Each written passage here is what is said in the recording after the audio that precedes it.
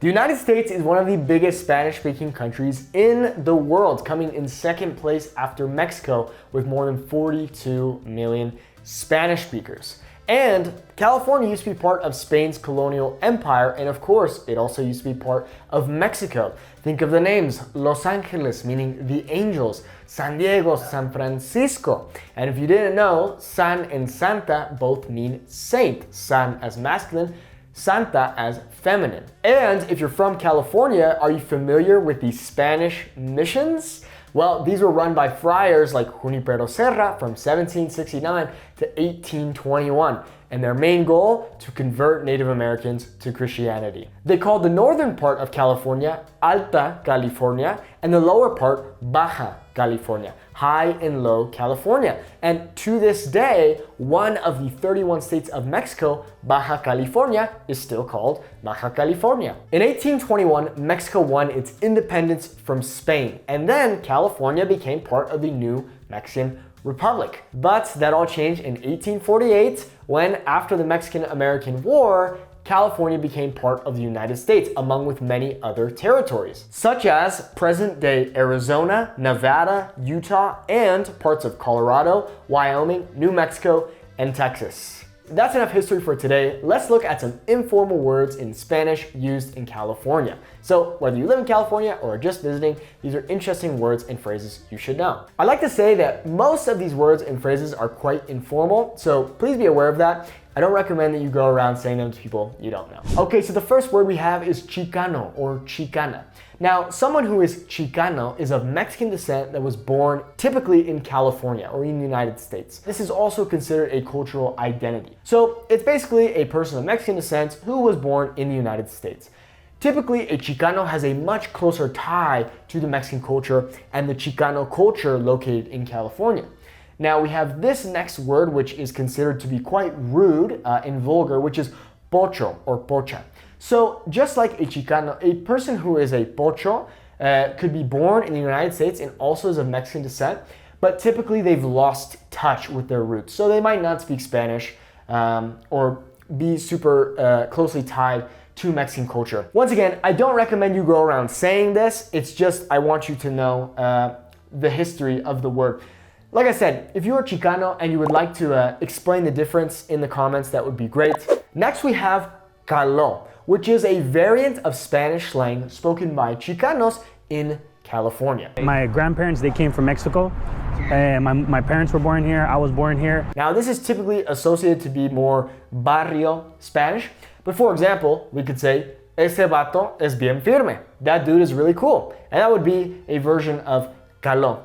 Truthfully, I don't know much about caló, but it was very interesting learning about all of these different words and phrases that come from caló. So if you have an understanding of caló and you'd like to tell us more about it in the comments, please do so. Next, we have the phrase la raza. So when I used to live in California, I now live in Mexico City, I would listen to La Raza, 97.9, La Raza. La Raza literally translates to the race, but it's used amongst Latinos as basically our people, okay? So, for example, voy a la fiesta con mi raza. I'm going to the party with my people, okay? La raza, literally meaning the race, but used as kind of among Latinos to identify among each other. Next, we have the word carnal. Once again, all of these words and phrases are quite informal, so please don't use them with people you don't know. Carnal is like brother, and here in Mexico City, we use it quite a lot.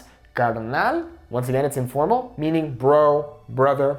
Now, next we have the phrase ¿qué onda?, which literally translates to what wave. So for example, if we want to say microwave in Spanish, it would be microondas, literally microwaves.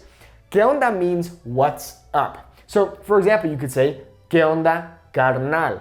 We also have the word güey. ¿Qué onda, güey? Once again, please remember, this is all informal, and I don't recommend that you say this to someone you don't know.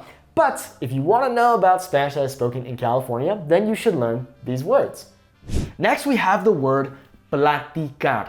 Many students who are learning Spanish get this word confused with practicar. Practicar would be to practice, whereas platicar is to chat or to talk. For example, oye, ¿quieres platicar luego conmigo? Do you want to chat with me later? It's just a different way to say chat, converse, or talk. Next, we have this rude phrase, which is gabacho, referring to someone from the United States. Typically, this is a white person from the United States, and it's viewed as derogatory. So if you're familiar with the word gringo, which I suppose could also be derogatory, some people view it as derogatory, others don't. Gabacho is the more derogatory version of gringo, for example. Once again, I don't recommend you go around saying these words, but they are important to know. Next, we have the awesome phrase órale, which I love. ¡Órale! ¡Qué viejota! Órale can mean many different things. It's typically meant as surprise. It can be good or bad. So, for example, if someone was to tell you, yo, I just won the lottery the other day, you can say, órale. Or, hey, you're not gonna believe it, I dunked the basketball yesterday. Órale, qué chido, for example. Okay, so it's kind of meant as surprise and something to be good. Next we have Simón. I love this phrase. Simón means yes, okay? Instead of saying sí, you can say Simón, which once again, this is so informal, but I love saying this word, Simón. Now, typically, this is heard more in the northern parts of Mexico and of course heard in California as well. Here in Mexico City, I rarely ever hear people say Simón, but of course, people still use it. Next, we have la neta. La neta means the truth or facts. Basically, it can also mean really. So, for example, if I tell you, hey, I just won the lottery, you can say, neta way? Really? Like, no way, for real? That's kind of the way I would translate it. For real, no way, really? Okay, la neta. And finally, we have the word la troca or troca. Now, a bonus word I'll give you is mamalona, which is kind of like a cool lowrider truck. But troca is truck in California. Now, in Mexico, at least in Mexico City, you would not hear someone say troca. In fact, my girlfriend, who's from Mexico City, had not heard this word until I said it to her. She's like, troca, ¿qué es eso? I said, I don't know, a truck, yeah, la troca. She said, no, it's camioneta, okay? But this is kind of the mixing of English with Spanish. Guys, I'd like to say, Spanish spoken in California, of course, is still Spanish, but we have so many interesting different words that we can see here. Like I said, all of these are quite informal, so please be aware of that. Also, like I said, if you are Chicano or if you're a Latino or a Mexican who would like to comment on the things that we've talked about today, I would love for you to do so. When learning about the history of California and learning about the history of these words, I found it really, really interesting and cool to see the blending of cultures in California. So I hope that I did a good job, and I hope that nothing was offensive. That was not my intent, but I could see how talking about words like pocho or gabacho can be seen as quite offensive. But I want you to learn Spanish that is spoken in California. I'd also like to say I have a free PDF in this video description if you want to learn not only these words, but other words in Spanish so you can survive if you're on a trip to California or if you live in California. So for example, basic phrases like hola, ¿cómo estás? ¿Cuánto cuesta? Mucho gusto, and all of that. Bueno, muchas gracias por ver el video. Espero que tengas muy buen día y nos vemos pronto. Hasta luego.